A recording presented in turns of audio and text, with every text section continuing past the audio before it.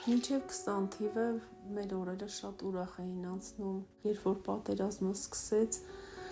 ամուսնուս էլ տարան մողով, ինքը վիրավորվեց հոկտեմբերի 10-ին, 20 թվականին բեկորային ոտքի մեջ էր բեկորները, մինչ օրս չէին հանել, 24 թվականին իր մոտ գլխացավեր էր անընդհատ լինում, տարանք Էրեբունի հիվանդանոց, կատեի պատասխան եկավ, որ ունի ձախ կիսագնդի ուղեղիկի չարորակ ուռուցք, մարտի 4-ին նրա սիրտը կանգ առավ։ Շատ դժվար է,